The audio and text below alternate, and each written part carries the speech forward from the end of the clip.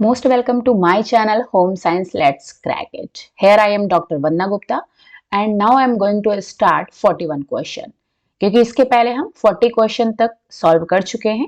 आज हम 41 क्वेश्चन से स्टार्ट करेंगे। ओके, चलिए फिर स्टार्ट करते हैं।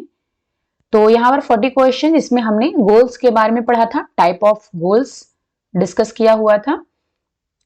अब यहाँ पर है 41 क्वेश्चन, कॉफी बनाना डैश निर्णय का एक उदाहरण है। यानी कि जो कॉफी बनाना है वो किस प्रकार का निर्णय है, आदतन है, तत्काल है, चेतन है या फिर आपातकालीन है। तो कॉफी बनाना एक आदतन निर्णय है क्योंकि ये हैबिचुअल है। तो इसमें जो राइट आंसर हो जाएगा वो आ जाएगा आदतन, यानी कि हैबिचुअल, एक हैबिट है। इंग्लिश में भी आप देख सकते हो, making coffee is an example of a dash decision. किस प्रकार का, हैबिचुअली डिसीजन है, ना कि इमीडिएट, ना ही एनिमेट, ना ही इमरजेंसी। ओके, फिर आते हैं 42 क्वेश्चन पर। डैश प्रयास वे होते हैं जहां हमारी आंखें हमारे शरीर की गति को निर्देशित करती हैं, मानसिक, पेडल, दृश्य या फिर टॉर्सल। तो ये जो एफर्ट्स के बारे में है, तो एफर्ट्स, मैंने टाइप ऑफ एफर्ट्स आपको पहले भी डिस्कस किया हुआ है। तो यहाँ पर ये पूछा जा रहा है कि जहां हमारी आंखें हमारे शरीर की गति को निर्देशित करती हैं, यानी कि यहाँ पर हमारी आंखों को फोकस किया जा रहा है। तो यहाँ पर आ जाएगा दृश्य प्रयास, यानी कि विजुअल एफर्ट में आ जाएगा।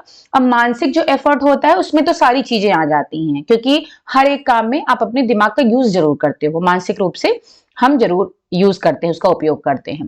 पैडल में क्या होता है, पैडल का मतलब है जितने भी पैर से रिलेटेड क्रियाएं हैं, जैसे कि चलना, दौड़ना, ठीक है, चढ़ना हो गया, जिसमें कि हमारा पैर इन्वॉल्व होता है, तो वो सारे पेडल एफर्ट में आ जाते हैं। और टॉर्सल का मतलब है जिसमें जैसे कि हम झुकते हैं, टॉर्सल का यूज किया जाता है, हम झुक रहे हैं, बैठ रहे हैं, तो ये सब जो है टॉर्सल में आ जाता है। तो हमने टाइप ऑफ एफर्ट्स पहले भी डिस्कस किए हुए हैं। ओके, दृश्य में भी लगभग लगभग सारे काम आ जाते हैं, क्योंकि बिना देखे हम कोई काम नहीं कर सकते हैं। तो जो विजुअल एफर्ट है उसमें भी सारे जो है काम आ जाते हैं इसके अंतर्गत। फिर है 43 क्वेश्चन, कार्य सरलीकरण यानी कि वर्क सिंप्लीफिकेशन डैश कार्य विधियां दर्शाते हैं, अच्छी, बेहतर, सर्वोत्तर या फिर सबसे खराब। तो यहाँ पर होगा सर्वोत्तर, यानी कि यहाँ पर सर्वोत्तर का मतलब है, इन्होंने जो दिया हुआ है वो आ जाएगा टास्क सिंप्लीफिकेशन या फिर वर्क सिंप्लीफिकेशन, कुछ भी हम कह सकते हैं। तो यहाँ पर एबव ऑल, ओके, तो इंग्लिश में एबव ऑल लिखा हुआ है, लेकिन हिंदी में यहाँ पर सर्वोत्तर लिखा हुआ है। तो ये एबव ऑल का मतलब अच्छी भी बेहतर होती है और बेहतर भी होती है। तो वर्क सिंप्लीफिकेशन में जो भी कार्य विधियां हैं वो अच्छी होती हैं और बेहतर भी होती हैं। फिर है 44 क्वेश्चन, डैश प्रबंधन निर्णयों पारिवारिक संसाधनों के प्रयोग की प्रक्रिया बनाने की एक श्रृंखला का बना है। यानी कि इनमें से परिवार, घर, पर्यावरण और जो कौशल, इनमें से कौन सा प्रबंधन है, कौन सा मैनेजमेंट है जो कि निर्णयों और पारिवारिक संसाधनों के प्रयोग की प्रक्रिया बनाने की एक श्रृंखला का बना है। यानी कि कौन सा ऐसा मैनेजमेंट है जिसमें हम पारिवारिक संसाधनों का प्रयोग करके और निर्णयों को स्टेप बाय स्टेप फॉलो करके जो भी हमारे लक्ष्य होते हैं, निर्धारित लक्ष्य हैं, उसको हम प्राप्त करते हैं। तो इसमें आ जाएगा होम मैनेजमेंट में, यहाँ पर यानी कि घर प्रबंधन, होम मैनेजमेंट। तो ये इसकी परिभाषा है। ओके, फिर आते हैं 45 क्वेश्चन पर। डैश योजना को कार्यान्वित करता है, यानी कि इंप्लीमेंट करता है। आयोजना, नियंत्रण, मूल्यांकन या फिर अर्जित करना। आयोजना यानी कि प्लानिंग, कंट्रोलिंग या फिर इवैल्यूएशन। तो यहाँ पर कार्यान्वयन, योजना का कार्यान्वयन करना है, इंप्लीमेंटेशन करना है, तो वहां पर आ जाएगा नियंत्रण यानी कि कंट्रोलिंग। क्योंकि प्लानिंग में हम क्या करते हैं, ये तीनों ही जो प्लानिंग, कंट्रोलिंग और इवैल्यूएशन है, ये तीनों ही होम मैनेजमेंट के प्रोसेस हैं, प्रोसेस ऑफ होम मैनेजमेंट है, जिसमें हम क्या करते हैं, कोई भी हमें काम करना होता है तो पहले हम उसकी एक योजना तैयार करते हैं, यानी कि प्लान करते हैं। उसके बाद में जो प्लान हमने किया, प्लान करने का मतलब हो गया हम कब करेंगे, कैसे करेंगे, किसके द्वारा वो काम होगा, कैसे होगा, तो हर एक चीज का जो है हम उसको एक प्लान तैयार करते हैं। उसके बाद में जो प्लान हमने बनाया हुआ है उसी प्लान पर हम जो है आगे का काम यानी कि कार्यान्वित करते हैं उसी योजना को, ठीक है। और नियंत्रण में ये भी होता है, कार्यान्वित तो करना ही होता है, यानी कि इंप्लीमेंट, जो हमने योजना बनाई है उसको हम इंप्लीमेंट करेंगे। यानी कि उसी पर हम कार्य करना स्टार्ट करेंगे। नियंत्रण का मतलब ये भी होता है कि जो भी हमने प्लान बनाया हुआ है तो सबसे पहले हमने कोई ना कोई लक्ष्य निर्धारित किया होगा, तो उस लक्ष्य के दिशा में जो हम काम कर रहे हैं वो जा रहा है, सही दिशा में जा रहा है या फिर नहीं जा रहा है, इसका भी जो है वो सारी चीजें भी नियंत्रण के अंदर में आती है। यानी कि कंट्रोलिंग के द्वारा हम जो भी काम करते हैं तो उसको सही डायरेक्शन भी मिलता है। मूल्यांकन तो पता ही है, जब काम हमारा होने के बाद में हम उसका इवैल्यूएशन करते हैं कि जो हमारा लक्ष्य था वो हमने प्राप्त किया या फिर नहीं किया। अगर नहीं किया है तो जो भी हमने प्लानिंग की, जो भी नियंत्रण मतलब प्लानिंग कंट्रोलिंग थी, इन सब में कहीं ना कोई समस्या उत्पन्न हुई, कहीं ना कहीं कोई कमी रहेगी जिसकी वजह से हमने अपने लक्ष्य को प्राप्त नहीं किया।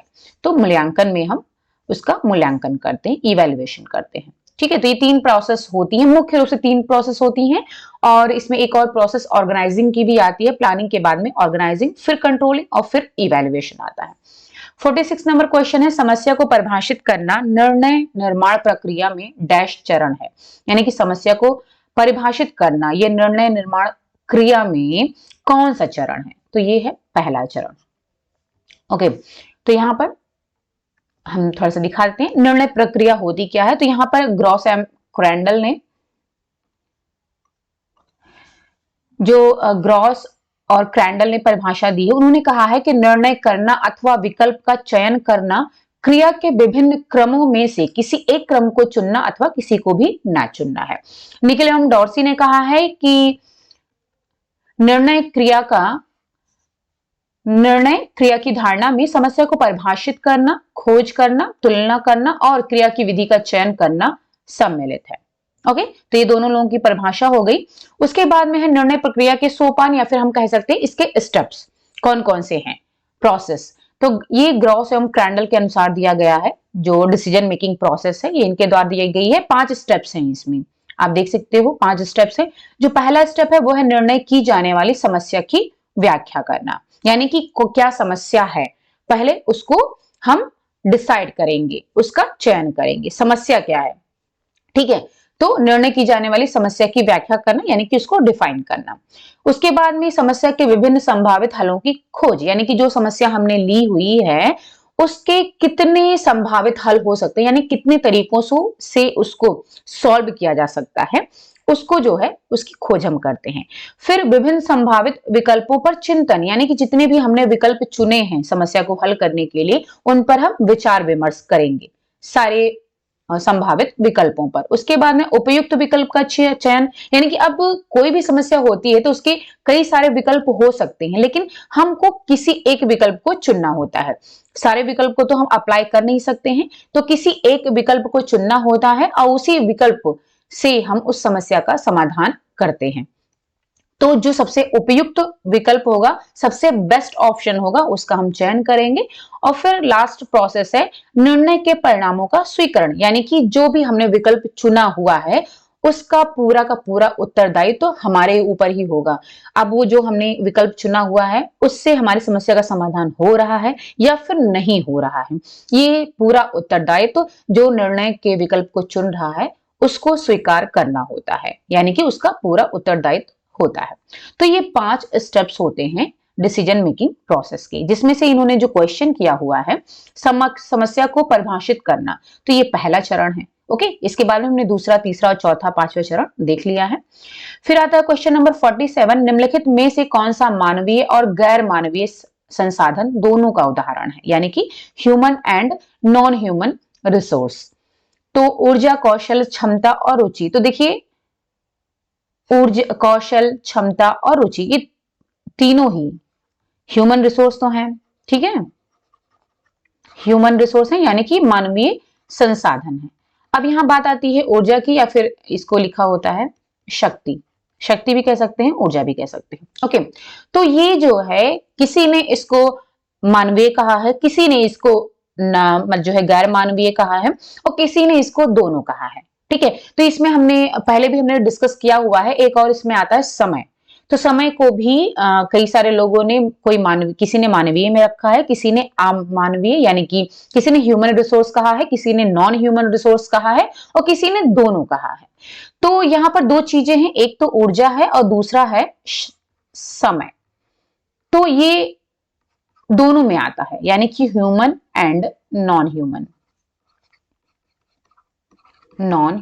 इसको दोनों में काउंट किया जाता है, क्योंकि जैसा मैंने कहा कि कोई, अब जैसे यहां पर समय की बात है तो समय को ग्रॉसम क्रैंडल ने मानवीय कहा है और निकोलियम डॉर्सी ने अमानवीय गैर मानवीय यानी कि नॉन ह्यूमन कहा है। लेकिन समय को जो है, इस वजह से हम समय को दोनों में रखते हैं कि ये दोनों है, क्योंकि सबका अलग अलग विचार है, कोई इसको ह्यूमन मानता है, कोई नॉन ह्यूमन मानता है। शक्ति की बात करें तो शक्ति को ग्रॉसम क्रैंडल और निकोलियम डॉर्सी, इन दोनों लोगों ने ही मतलब जो चार लोग हैं, ग्रॉस क्रैंडल और निकोलियम डॉर्सी, तो इनके अनुसार जो है शक्ति को मानवीय माना गया है। लेकिन और कई सारे लोगों ने इसको नॉन ह्यूमन में भी रखा हुआ है। तो इस वजह से हम शक्ति और समय दोनों को ह्यूमन और नॉन ह्यूमन दोनों मानते हैं। अब कौशल, क्षमता और रुचि है तो इसको तो ह्यूमन ही माना जाता है। चलिए अब आते हैं 48 नंबर क्वेश्चन पर। डैश प्रबंधन का अर्थ है प्रबंधन समस्याओं में विज्ञान का अनुप्रयोग, यानी कि जिस प्रबंधन समस्या में मैनेजमेंट प्रॉब्लम, जो भी अगर किसी मैनेजमेंट में प्रॉब्लम आती है तो उसमें हम विज्ञान का अगर प्रयोग करते हैं उस समस्या को सुलझाने के लिए, तो वो कौन सा प्रबंधन कहलाएगा? समस्या हल वैज्ञानिक या फिर कलात्मक? तो ये वैज्ञानिक प्रबंधन यानी कि साइंटिफिक मैनेजमेंट कहलाएगा, जिसमें हम विज्ञान का उपयोग करेंगे। फिर आता है 49 क्वेश्चन।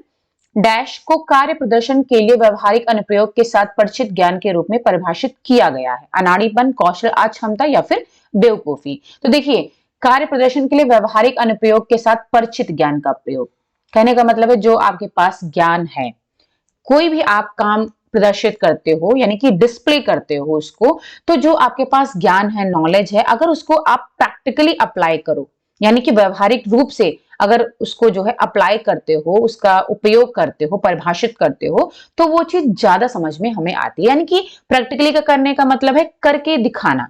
जैसे कि हम कोई भी प्रैक्टिकल है, होम साइंस का ही प्रैक्टिकल है, जैसे कि हम रेशे में परीक्षण करते हैं, जैसे बर्निंग टेस्ट है, तो बर्निंग टेस्ट अगर हम ऐसे थ्योरेटिकल हम पढ़ाएं कि जो सेलुलोजिक फाइबर्स होते हैं उनको जलाने पर कागज जैसी गंध आती है, ठीक है। लेकिन अगर हम उसको प्रैक्टिकली करके दिखाएं, यानी कि तुरंत करके कॉटन कपड़ा लें, उसको वहीं पर जला करके और फिर उसकी गंध को महसूस करें और बच्चों को बताएं, तो क्या होगा कि प्रैक्टिकली जब करके दिखाते हैं वो तुरंत, तो उसको जब करके देखते हैं तो वो चीजें हमारे माइंड में लंबे समय तक रहती हैं और हमें ज्यादा समझ में आती हैं।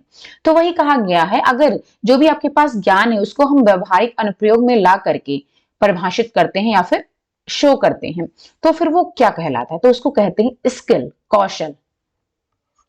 ओके, तो यहां पर कौशल यानी कि स्किल इसका सही आंसर होगा। फिर है 50 नंबर क्वेश्चन। डैश अर्जन को आनंद अर्जन के रूप में संदर्भित किया जाता है। धन, वास्तविक, आत्मिक या फिर सामान? तो कौन सा अर्जन है जिसमें हमें आनंद की प्राप्ति होती है? तो वो है आत्मिक अर्जन। फिर है 51 क्वेश्चन। डैश वृद्धावस्था में आर्थिक असुरक्षा को कम करती है, यानी कि इकोनॉमिक इनसिक्योरिटी को कम करता है। क्या चीज? मजदूरी, वेतन, सेवाएं या फिर बचत? तो देखिए, वृद्धावस्था में मजदूरी तो कर नहीं सकते, ओके, वेतन मिलता नहीं है क्योंकि वृद्धावस्था तक आते आते अगर जॉब में है तो रिटायर्ड हो जाएंगे, और इतनी शक्ति नहीं होती है कि हम कोई काम कर सके। सेवाएं दे नहीं सकते हैं, सर्विस देना यानी कि कहीं ना कहीं कोई ना कोई काम करना। लेकिन यहां पर जो बचत है वो कर सकते हैं। जैसे अब क्या होता है, जो गवर्नमेंट जॉब में है तो वो क्या करते हैं, उनको पेंशन मिलती है, ठीक है, तो वो क्या है, एक तरीके से आर्थिक उनकी असुरक्षा को कम करती है। प्रेजेंट टाइम पर आप देख ही रहे हो कितना एनपीएस और ओपीएस के लिए मतलब इस पर प्रदर्शन चल रहे हैं और इसकी मांग की जा रही है ओपीएस की, क्योंकि ओपीएस ऐसा स्कीम होता है जो कि जब रिटायर्ड हो जाता है गवर्नमेंट एम्प्लॉय तो उसकी आर्थिक असुरक्षा को कम कर देता है, ठीक है। तो इसलिए इसको बहुत ही इंपॉर्टेंट माना जाता है और कहते हैं नहीं, बुढ़ापे का सहारा कहते हैं जैसे, तो ये बुढ़ापे का सहारा होता है। तो अगर आपने सेविंग्स की हुई है, बचत की हुई है, तो जब आप वृद्धावस्था में पहुंचोगे तो उस टाइम पर आप, क्योंकि हमारी ऐसी एज होती है कि हम कोई भी काम कर नहीं सकते हैं, हमारी मांसपेशियां हैं, हड्डियां हैं, सब कमजोर हो जाती हैं। तो हमारे अंदर इतनी क्षमता नहीं रह जाती है, तो हम कोई काम कर नहीं सकते हैं, उस टाइम तक हम रिटायर्ड हो जाते हैं। तो बचत, सेविंग्स ही ऐसी चीज होती है जो कि हमारी आर्थिक असुरक्षा को कम करती है। फिर आता है 52 नंबर क्वेश्चन। डैश का अर्थ है किसी घर के आंतरिक भाग को ताजा करने के लिए दूषित वायु को बाहर निकालकर शुद्ध वायु परिसंचरित करना। तो दूषित वायु को बाहर निकालना और शुद्ध वायु को हम घर के अंदर लाना। तो इसको पहलू, वायु संचलन, संभावना, मुरम क्या कहते हैं? तो इसको कहते हैं वायु संचलन। ठीक है, एयर सर्कुलेशन कह सकते हैं। फिर है 53 नंबर क्वेश्चन, जिसे हम घरों में क्या कहते हैं? एग्जॉस्ट लगवाते हैं। तो एग्जॉस्ट काम क्या करता है? ये जो अंदर की, जैसे ज्यादातर से किचन में लगाया जा रहा है या फिर बाथरूम्स में लगे होते हैं, तो अंदर की जो स्मेल होती हैं और जो अंदर की अशुद्ध वायु होती है उनको बाहर निकाल देता है, और बाहर की जो शुद्ध वायु है उसको अंदर लाने का काम करता है। फिर है 53 नंबर क्वेश्चन है, रेखाओं, रूपों, रंगों और संरचनाओं की व्यवस्था को डैश द्वारा संदर्भित किया जाता है। रूप, आकृति, सामंजस्य या फिर डिजाइन। सॉरी, तो रेखाओं यानी कि जिसमें रेखाएं भी हों, रूप भी हो, रूप का मतलब हो गया फॉर्म, रंग भी हो और संरचना भी हो। तो सारी चीजें जिसमें होंगी उन्हें क्या कहा जाएगा? तो ऑब्वियसली रूप, आकृति, सामंजस्य तो नहीं होगा, क्योंकि रूप, आकृति, सामंजस्य सब कुछ डिजाइन के अंदर होता है। यानी कोई भी डिजाइन होती है तो उसके अंदर क्या होता है? रूप भी होती है, आकृति भी होती है, सामंजस्य भी होता है, हार्मनी भी होती है, और उसकी जो है रंग भी होता है, उसमें रेखाएं भी होती हैं। तो इन सबका जो कॉम्बिनेशन है वो डिजाइन कहलाता है। तो ये सब क्या है? जो रंग, रेखा, रूप, संरचना, ये सब क्या है? ये है एलिमेंट्स ऑफ आर्ट, या फिर हम कह सकते हैं एलिमेंट्स ऑफ डिजाइन, कला के तत्व कहते हैं इनको। फिर आता है 54 नंबर क्वेश्चन, डिजाइन सिद्धांत डैश संबंध के नियम से संदर्भित है। समानुपात, संतुलन, लय या फिर जोर। डिजाइन सिद्धांत का मतलब है प्रिंसिपल ऑफ डिजाइन, यानी कि डिजाइन के सिद्धांत या फिर हम कला के सिद्धांत कहते हैं। तो उसमें समानुपात, यहां पर संबंध के नियम यानी कि लॉ ऑफ रिलेशन पूछा जा रहा है। तो लॉ ऑफ रिलेशन किससे संबंधित होता है? प्रपोर्शन से, यानी कि समानुपात। इसको कहते हैं इंग्लिश में प्रपोर्शन। प्रपोर्शन हो गया, संतुलन मींस बैलेंस। ये सब क्या है? प्रिंसिपल ऑफ डिजाइन या फिर प्रिंसिपल ऑफ आर्ट कहते हैं इनको। लय का मतलब हो गया रिदम,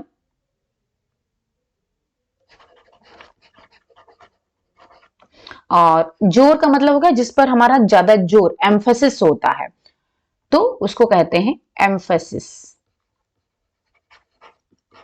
ठीक है, और एक बचता है पांचवा, वो है हार्मनी, जिसे हम सामंजस्य कहते हैं हिंदी में। ठीक है, तो ये पांच जो है, प्रोपोर्शन, बैलेंस, रिदम, एम्फेसिस और हार्मनी, ये क्या होते हैं?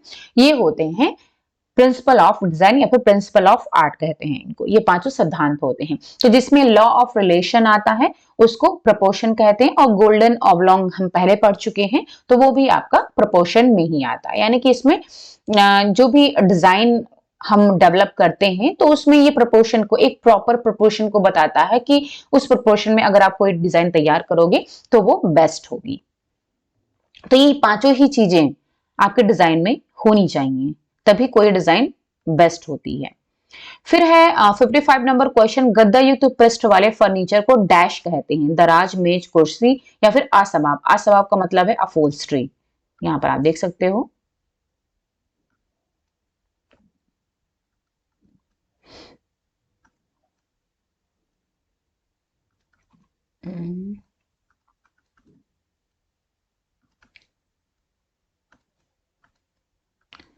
ठीक है, यहां पर अफोल्स्ट्री इसको कहा जा रहा है।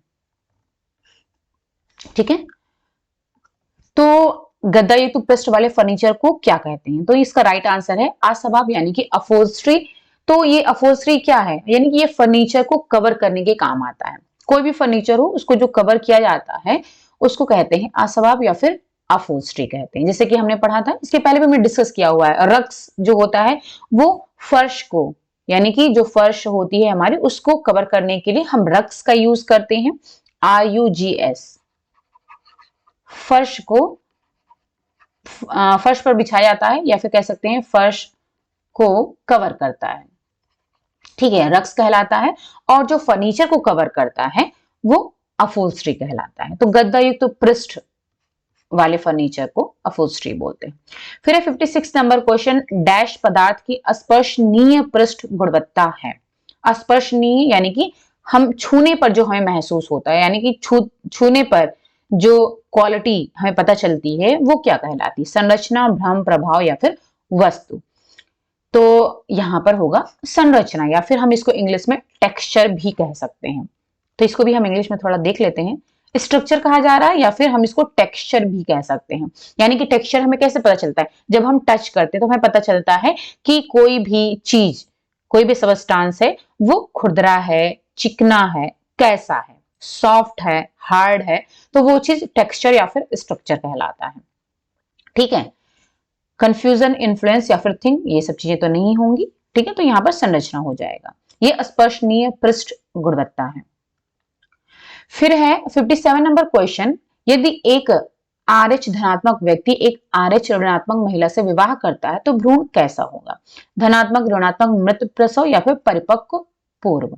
तो अगर धनात्मक व्यक्ति ऋणात्मक महिला से विवाह करता है तो उसका जो बेबी होगा, भ्रूण होगा, वो धनात्मक होगा। इसको भी मैं यहां पर दिखा देती हूं, पहले भी इसको डिस्कस हम कर चुके हैं। ये RH, इसको RH इनकम्पैटिबिलिटी बोलते हैं। थोड़ा सा इसको हम शॉर्ट कर लेते हैं। ठीक है, अब यहां पर आप देखिएगा RH इनकम्पैटिबिलिटी कहा जा रहा है। देखिए अब इसमें क्या होता है, जैसे कि अगर मान लो जो फादर है वो RH पॉजिटिव है और मदर है RH निगेटिव, तो जो पहला बच्चा होता है वो तो लाइव रहता है, यानी कि जीवित रहता है, लेकिन इसके बाद जो बच्चे होते हैं वो नहीं बचते हैं, उनकी डेथ हो जाती है। ऐसा क्यों होता है? देखिए, फर्स्ट प्रेगनेंसी फादर जो है वो पॉजिटिव है, ठीक है, और मदर क्या है, निगेटिव है, तो बच्चा क्या होगा, पॉजिटिव हो रहा है। अब क्या होता है कि मां से ही बच्चे में ब्लड ट्रांसफर होता है, fetal maternal blood transfer during labour. ठीक है, तो जो फीटल मैटरनल ब्लड होता है वो ट्रांसफर होता है बच्चे में। अब जो पहला न्यूबॉर्न है, पहला बेबी है, वो सेफ होगा। ठीक है, यहाँ पर देखिए लिखा हुआ है सेफ, लेकिन क्या हो रहा है, बट मदर जो RH निगेटिव है is now sensitised to RSD antigen. यानी कि अब क्या होता है, लेकिन जो मदर होती है बच्चे के प्रति उसके अंदर एंटीजन डेवलप होने लगते हैं, क्योंकि अब क्या होता है कि जो चूंकि माँ नेगेटिव है और बच्चा पॉजिटिव है, तो जो माँ के अंदर ब्लड होता है वो उसको, क्योंकि ब्लड में क्या होता है, एंटीजन एंटीबॉडीज होते हैं, तो फिर जो माँ के अंदर क्या होता है, जो ब्लड होता है वही ट्रांसफर होता है। लेकिन अब क्या होता है, यहाँ पर जो लिखा हुआ है सेंसिटाइज्ड टू RSD एंटीजन, यानी कि वो एंटीजन के प्रति सेंसिटाइज्ड हो जाती है, संवेदनशील हो जाती है। अब क्या होता है, जो बच्चे का ब्लड है उसके प्रति, उसके अगेंस्ट में माँ के अंदर एंटीबॉडीज डेवलप होने लगती हैं। यानी कि जो माँ है, माँ का ब्लड है, वो बच्चे को क्या समझ लेता है, एक फॉरेन मटेरियल समझ लेता है। क्योंकि क्या होता है, हम हमारी सुरक्षा कैसे होती है, हमारा इम्यून सिस्टम जो है हमारे शरीर की सुरक्षा कैसे करता है, क्योंकि हमारे शरीर के अंदर एंटीबॉडीज होती हैं, वो एंटीजन से लड़ करके हमारे शरीर को सुरक्षा प्रदान करती हैं, यानी कि सेफ रखने का काम करती हैं। तो अब जो माँ है वो एंटीजन के प्रति सेंसिटाइज हो जा रही है, और माँ के अंदर क्या होता है, बच्चे के अगेंस्ट में एंटीबॉडीज डेवलप होने लगती हैं। ठीक है, कि उसके अंदर अब एंटीबॉडीज बनने लगती हैं, तो क्योंकि वो बच्चे को क्या समझ रहे हैं, एक फॉरेन मटेरियल समझ रहे हैं। तो अब क्या होता है, जब पहला बच्चा होता है तो ये प्रोसेस स्टार्ट हो रही है, तो जो एंटीबॉडीज माँ के अंदर बनने में समय लगता है, तो पहला बच्चा तो सेफ हो जाता है, क्योंकि प्रोसेस अभी स्टार्ट हुई है एंटीबॉडीज बनने की, अभी ये नया नया स्टार्ट हुआ है। लेकिन जब नेक्स्ट प्रेगनेंसी होती है तो क्या होगा, repeat encounter with fetal RSD antigen, यानी कि दोबारा से क्या होगा, फिर से जो फीटल मैटरनल ब्लड है बच्चे में ट्रांसफर होगा, और अब क्या होगा, फिर से मदर सेंसिटाइज्ड होगी एंटीजन के प्रति। तो अब क्या होगा कि ऑलरेडी जो है ये जो प्रोसेस स्टार्ट हो चुकी है। अब जैसे दोबारा दूसरा बच्चा होगा तो वैसे ही फिर से वो क्लिक करेगा। अब चूंकि प्रोसेस ऑलरेडी स्टार्ट हो चुकी है तो अब स्टार्ट होने में तो टाइम लगेगा नहीं, अब जो है ये प्रोडक्शन जो है तेज हो जाएगा, rapid production of immunoglobin anti D by mother, यानी कि मदर के अंदर जो एंटीजन के प्रति के अगेंस्ट में जो एंटीजन है उनका प्रोडक्शन बहुत रैपिड हो जाएगा, तेज हो जाएगा, क्योंकि ऑलरेडी प्रोसेस पहले बच्चे में स्टार्ट हो चुकी थी। ठीक है, अब स्टार्ट हो जाएगा तो अब क्या होगा, जो मैटरनल जो इम्यूनोग्लोबिन एंटिटी है वो क्रॉसेस प्लेसेंटा, यानी कि अब प्लेसेंटा को क्रॉस करके बच्चे में पहुंच जाएगा। और ये क्या करेगा, जो ये एंटीडी है ये attach to fetal and marks them for destruction, यानी कि अब क्या होगा, जो माँ के अंदर एंटीबॉडीज डेवलप हो रही थी बच्चे के अगेंस्ट में, अब वो बच्चे में क्रॉस करेंगी प्लेसेंटा के थ्रू और बच्चे से जाकर के वो अटैच हो जाएंगी और उसको डिस्ट्रॉय करने लगेंगी, क्योंकि वो उसको क्या समझ रही है, एक फॉरेन मटेरियल समझ रही है, उसको डिस्ट्रॉय करने लगेंगी। इसकी वजह से क्या होता है, बच्चे में फीटल और न्यूबॉर्न हीमोलिटिक अनीमिया हो जाता है। ठीक है, हीमोलिटिक अनीमिया, तो इसकी वजह से क्या होता है, बहुत ही सीवियर कंडीशन अगर है तो ये बिलिरुबिन लेवल बढ़ जाता है और सीएनएस यानी कि जो सेंट्रल नर्वस सिस्टम है वो डैमेज हो जाता है, जिसे कि कंट्रेस बोलते हैं, और इसमें डेथ हो जाती है बच्चे की। इसी वजह से पहला बच्चा तो बच जाता है लेकिन दूसरा बच्चा नहीं बचता है। और माइल्ड केस की बात करें तो माइल्ड एनीमिया और जॉइंटिस हो जाते हैं। तो ज्यादातर ये सीवियर ही होता है, दूसरा बच्चा जो है वो जीवित नहीं बचता, दूसरा के दूसरा तीसरा इसके बाद में ऐसा का मतलब डॉक्टर्स बताते हैं कि उसके बाद पहला बच्चा तो सेफ हो जाता है लेकिन उसके बाद के बच्चे नहीं बचते हैं, अगर ऐसी दिक्कत होती है। लेकिन अगर if mother is sensitised to RSD antigen prior to first pregnancy then first fetal will be affected, यानी कि अगर मान लो जो पहला बच्चा है उसके पहले मदर एंटीजन के प्रति सेंसिटाइज्ड हो चुकी, संवेदनशील है पहले से, तो पहली प्रेगनेंसी भी में भी दिक्कत हो सकती है, वो भी प्रभावित इससे हो सकता है। ठीक है, आई थिंक आपको समझ में आ गया होगा। ओके, तो यहाँ पर जो धनात्मक और ऋणात्मक, तो भ्रूण का जो है वो धनात्मक होगा। ठीक है, और पहला बच्चा सेफ रहेगा, उसके बाद बच्चे सेफ नहीं रहेंगे। फिर है 58 नंबर क्वेश्चन, निम्न में से किस चीज को गरीब आदमी का दूध कहा जाता है, रागी, गेहूं, ज्वार, बाजरा। तो ऑब्वियसली रागी को कहा जाता है क्योंकि रागी जो होता है वो कैल्शियम रिच होता है। ठीक है, इस वजह से इसको गरीब आदमी का दूध कहा जाता है क्योंकि इसमें कैल्शियम अधिक मात्रा में पाया जाता है रागी में। फिर है 59 क्वेश्चन, डैश शिशुओं की सामान्य दुग्धपान समस्याएं हैं, कब्ज, डायरिया, एलर्जी, उक्त सभी। तो ये सारी प्रॉब्लम्स बच्चों में होती हैं जब उनको दूध पिलाया जाता है। फिर है 60 क्वेश्चन, किस दौरान शक्कर और नमक के साथ जल की थोड़ी मात्रा दी जा सकती है, उल्टी, सामान्य जुकाम, शोल या फिर पेट का दर्द, टॉन्सिल में। तो उल्टी के समय बच्चे में जब उल्टी वॉमिटिंग की दिक्कत आती है तो उस टाइम पर शक्कर और नमक के साथ में जल की थोड़ी मात्रा दी जा सकती है। ओके, इसके बाद के क्वेश्चन हम नेक्स्ट वीडियो में सॉल्व करेंगे। तो आज बस इतना ही। तो ये सारे वीडियोस जो हमने अभी तक 2 पार्ट ऑलरेडी हम शेयर कर चुके हैं आपके साथ में, ये तीसरा पार्ट है। तो सारे पार्ट आप जरूर देखिए और सारे क्वेश्चन सॉल्व करिए और इसी तरीके से पढ़ाई करते रहिए और हमारे वीडियोस को लगातार देखते रहिए और ज्यादा से ज्यादा इसको शेयर करिए, सब्सक्राइब करिए और लाइक्स जरूर कर दीजिएगा। ओके, मिलते हैं फिर नेक्स्ट वीडियो में। और इसको आप टेलीग्राम चैनल पर भी विजिट करते रहिए, वहां पर अगर टेलीग्राम चैनल आपने ज्वाइन नहीं किया हुआ है तो ज्वाइन कर लीजिए, वहां पर मैं सारे नोट्स और जो पीडीएफ यहाँ पर सॉल्व करवाती हूँ उसको शेयर करती रहती हूँ। ओके, फिर मिलते हैं नेक्स्ट वीडियो में। Thank you so much, bye bye and take care.